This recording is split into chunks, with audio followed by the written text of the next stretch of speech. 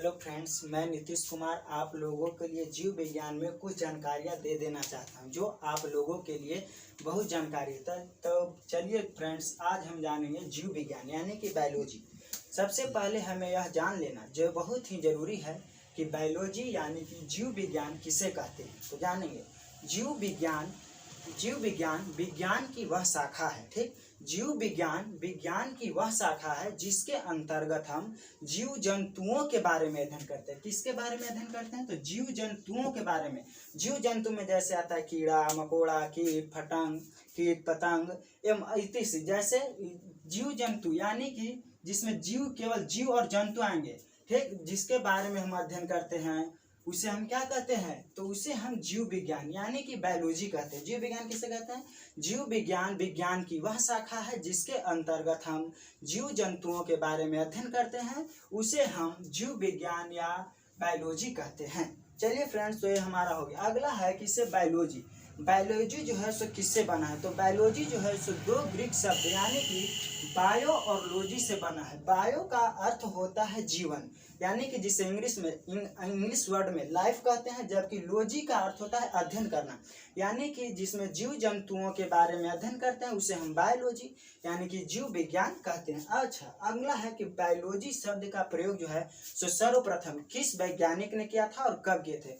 तथा बायोलॉजी शब्द का प्रयोग सर्वप्रथम जो है सो लैमार्क यानी कि लैमार्क नामक एक फ्रांसीसी वैज्ञानिक ने ही और ट्रेविरेनस जर्मन वैज्ञानिक, ये दोनों जो थे सबसे पहले बायोलॉजी शब्द का प्रयोग 1802 ईस्वी में किए थे। कब? तो 1800 यानी कि बायोलॉजी शब्द का प्रयोग लैमार्क और ट्रेविरेनस, लैमार्क जो था सो फ्रांसीसी वैज्ञानिक और जो ट्रेविरेनस था वो क्या था? जर्मनी यानी कि जर्मन देश का था।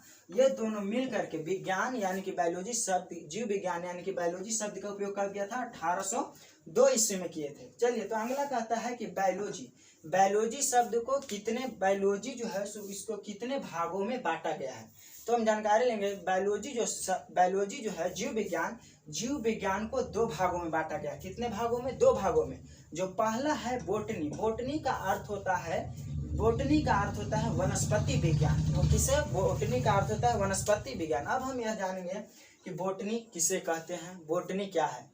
तो समझेंगे कि बोटनी यानी कि वनस्पति विज्ञान किसे कहते हैं। वनस्पति विज्ञान विज्ञान की वह शाखा है जिसके अंतर्गत हम पेड़ पौधों के बारे में अध्ययन करते हैं, उसे हम वनस्पति विज्ञान कहते हैं। उसे हम क्या कहते हैं? वनस्पति विज्ञान। तथा वनस्पति विज्ञान को इंग्लिश यानी कि अंग्रेजी वर्ड में बोटनी कहा जाता है। अब कहता है कि से what is father of botany यानी कि बोटनी का पितामह किसे कहा जाता है? तो थियोफ्रेटस को ही बोटनी का पितामह यानी कि अब पूछेगा कि थियोफ्रेटस को ही वनस्पति विज्ञान यानी कि बोटनी का पितामह क्यों कहा जाता है। तो हम जानेंगे कि इस थियोफ्रेटस को ही वनस्पति विज्ञान का पितामह इसलिए कहा जाता है क्योंकि जो थियोफ्रेटस जो वैज्ञानिक थे, इन्होंने 500 से अधिक या लगभग या 500 के अगर आसपास में उन्होंने पेड़ पौधों के बारे में क्या किया था? खोज की, जानकारी हासिल की। इसी वजह से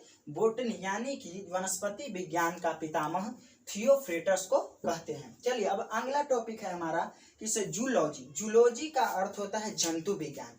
जूलॉजी यानी कि जंतु विज्ञान किसे कहते हैं? तो जानेंगे। जंतु विज्ञान विज्ञान की वह शाखा है जिसके अंतर्गत हम जीव जंतुओं के बारे में अध्ययन करते हैं, उसे हम क्या कहते हैं? उसे हम जंतु विज्ञान यानी कि जिसे इंग्लिश में अरस्तु को जैसे कि फादर ऑफ जूलॉजी कहा जाता है, क्योंकि अरस्तु को ही इसलिए कहा जाता है क्योंकि उन्होंने जीव जंतुओं के बारे में 500 से अधिक या 500 के आसपास में उन्होंने जीव जंतुओं के बारे में अध्ययन की, जानकारियां हासिल की। इसीलिए अरस्तु को ही जीव जंतु यानी कि जंतु विज्ञान का जनक यानी कि पितामह कहा जाता है। इसीलिए फादर ऑफ जूलॉजी किसे कहा जाता है?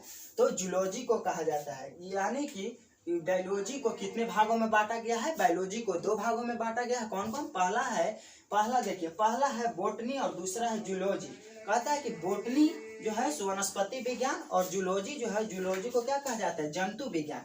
ये दोनों कहा जाता है। किसका भाग है? तो बायोलॉजी का यानी कि जीव विज्ञान का।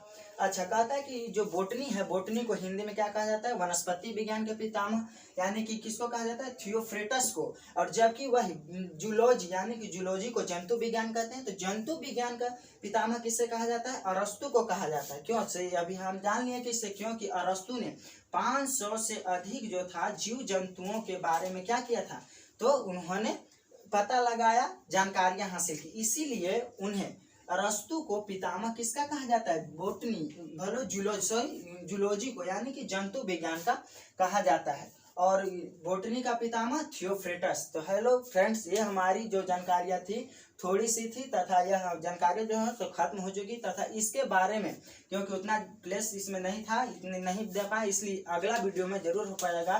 कहेंगे हेलो फ्रेंड, अगर यह मेरा वीडियो अच्छा लगा होगा तो सब्सक्राइब और शेयर करें, तथा आगे से आगे मैं आपको वीडियो यह अधिक से अधिक दे पाऊंगा, तथा यह हमारा वीडियो समाप्त